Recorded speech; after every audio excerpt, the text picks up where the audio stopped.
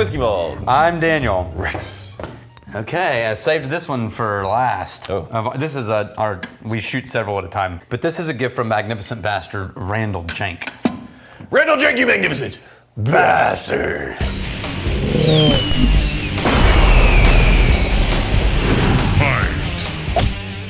This is Palo Duro. It's a cool label. Andalusia. Oh, single. Yeah. Oh, nice. 100% Texas grain. I should have noticed Andalusia on the back. Two different things happening on this. Who's doing their labels? They're doing good labels. 100% Texas grain. Yeah. And 100% malted in Texas by Tex Malt. I see he's still doing 100 proof. And he is on this one. Yeah. Smoked with peachwood. Okay. So peachwood smoked, Yep. Texas barley, malted in Texas, 100 proof, aged for 3 years in number 4 char barrels. That all sounds lovely. And Look at the color. I was about to say, I don't think I need to mention the color. Yeah, look at that. Because Texas does ridiculous things with color. Yeah, and this was, look at this. Look when this was given to us. 2021. August of 2021. We're in June 2023. Thanks, Randall. This is how far behind we were. This is why we closed the doors on donation bottles. We should mention. Hold on. Yes, I know, but hold on. We've always enjoyed Andalusia before we had any kind of relationship with them. Yes. We became friends, and now we actually have some business dealings with them on occasion. We've done independent bottling releases with them. They have peated our award-winning single malt. Okay, no, here's the thing. Yeah. Here's the thing. Because I know Ty is probably going to watch this. No, well, he might. Yeah, no, it's about theirs. It's right. Yeah. So are you kidding me? So Ty, thanks. Right. No, thanks. A lot of people don't understand. Crowder Barrel won best single malt whiskey in Texas, but apparently we won by like tenths of a point. Tenths of a point. We beat out Andalusia. Now, right. And we also beat like Balcones and like people. Which is very. Here's the thing. Which people is that shocking. are winning. People that are winning like whiskeys for best in the world. Yeah. Like, they know their way around a still. Yeah. So a little bit puffed up there. But then you keep in mind that our Irish peated single malt, the single malt. Irish peat meaning we used peat from Ireland. Yes. Yeah. That the peating, the smoke shedding. We didn't have a smoke shed at the time. No. So Andalusia did that. Yeah. And then you realize, Without that, if we probably wouldn't have won. If they hadn't have been just like solid dudes, they would have won. Yeah. Well. So Ty, basically it was just us running down the track, and then at the very last second when we get to the tape, Ty is like, and just shoves us across the tape. Dude. So thanks, man. No, like Ty Phelps is, and at this point I don't think he's that underrated because he's been doing very impressive stuff for a long time. Yeah. But I don't think people understand the depth of importance that he has in the Texas whiskey scene. Yeah. Like when the very first Texas distillers were coming online, go ahead. When everybody else was getting started, there were a lot of phone calls where Ty helped people get their production right, get their process right. And I don't know how sensitive this information is, but like the biggest of the big Texas distilleries, they basically were brought online and supported in those critical formative days by Ty Phelps. And they'll tell you that Ty Phelps, without Ty Phelps, they wouldn't have the whiskey they have. Right. So that dude is. So all of that to say, we're not objective at all. No, absolutely not. But there's no version of this in which there's like objectivity. so many other people that absolutely adore Andalusia whiskey. Yeah. So we're fine with it. Yeah. And he makes whiskey that we prefer. Yes. Like just period. It's right down our home plate. Okay, I'm getting a walnut note, man. Yeah. A molassesy walnut. I'm getting molasses, walnut, and peach jam, or jam across the top of. So have you ever, you know those combos of cheese and jam that you get on like a charcuterie board? Oh, yeah. Where you do a little jam, a little cheese, and you get that tangy, but then you put it across like burnt bread, and or heavily toasted bread. Yeah, a charcuterie board is kind of like it's like flavor roulette. Yeah, you never know. You don't know. Let's just mix these 2 or 3 things. Oh, hey! Yeah. No, it's like sometimes it's amazing, and other times it's like, why are these on the same? Yeah, the little mini pickles next to the... Oh, man, it goes back. It gets more and more rich, like a fudge type direction of richness. I get a wheat bread type of quality in the background. Yeah. It is very jammy. It's heavy sweetness. It's heavy flavors. It's really nice. Yeah, I mean, Texas whiskeys. The density of this is incredible. The thickness. We like them thick. Oh, it's surprisingly soft on the palate. Yeah, but also it's soft but thick. And more of the smoke shows up in the palate than it does on the nose, even. Yeah. Because the finish is all ashy, smoky aftertaste, like the way it tastes after smoking a cigar. No, for me. So yeah, it's like when you're in the middle of it, not like the next morning, right? And you're like, oh Jesus, it's not dog shit. What happened? Yeah, no, this is like as you're smoking a cigar, the way your mouth tastes. As I sit here, like the finish is unfolding from one thing to another, and I'm waiting for it to stop before I can put a finger on. That's where it ends up. It's very barbecue-y for me. Smoked cream. I'm gonna do one more without. Hold on. Okay. Yeah. Bloop.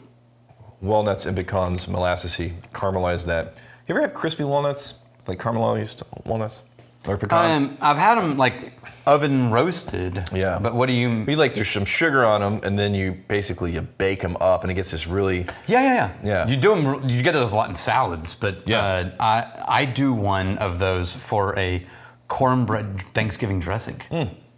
I get some of that in here, like a crispy candied walnut pecan type of note. Oh, the water opened some things up.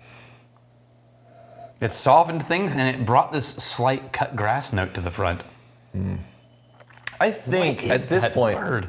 Can you hear that, dude? It's that time of year. You're not going crazy. It's aggressive. Okay, thank God. At this point, I think I can find that green grassy note. I think you're more sensitive to it than I am. I am. Yeah. Because I'm not finding it in here. It's like the right amount of perfume. You know what I mean? Perfume where you recognize it, but you're not like, oh God, perfume. And then there's some steeped tea, some tanniny tea quality in there. Dude, that's really nice. It was really nice. Oh, I like the palate a lot more. With a little dash of water. Yeah, it basically, everything's right there. It's dense, it's surprisingly soft. Yeah. But then it relaxes enough for you to find the differentiation between those flavors. It opens, everything you find in the nose opens up in the palate with a little bit of water. Release number 1. All right. I think one of their Tex malt. Barley grown in the Texas High Plains. Yeah. Interesting. So that one literally bounced off of the rims in a straight line down. You know what? Because that could be, if you change the objective, a much more impressive game. Just how close can I get without making it? Yeah. Like how many times? Like, look, what do you want to bet that if I go for that, I make it every time? Yeah. You don't want to miss it because that's not impressive. But also you don't want to make it in there. What you do want to do is just hit the little rim consistently every time. Yeah, you ready? That's what you want to do. Rim. You hit the rim. Yeah. Holy. Rim. Oh, it's very close to the rim. Rim.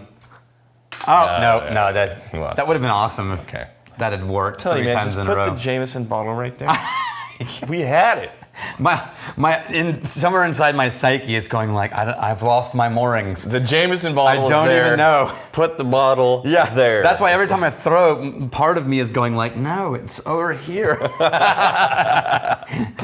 All right, hell yeah. That is good shit. Super good. We have Steve Walker after marathoning the old school episodes. Why are they talking so much about whiskey? Yeah, you know what? In the last few years, we talked more about whiskey than we ever did in the early days. Yeah. Part of it is, in the early days, there was only one channel, and it held whiskey and shenanigans and all of the above. Yeah. Now that Tribe is a thing, a lot of the shenanigans have moved to Tribe. Yeah. And this has just become whiskey. Jazz and real hip hop, getting notes of Chips Ahoy and Animal Crackers. I saw the Chips Ahoy. Yeah. Can't on camera. I'll tell you off camera. Oh, okay. I'll tell you off camera. Because demonetization, it's a thing. Oh, okay. Yeah. Getting nuts of Chips Ahoy and animal crackers could just be my breakfast. Rex, probably. That's a quote you never had. I'm getting these kinds of things. It's probably what I just ate. Let's add that to all the times that Rex showed up to shoot with a bag of fried food. Oh, yeah. In the vault. Yeah. And then was trying to do tasting notes later. No, I could. I kept up. Dude, watch any episode.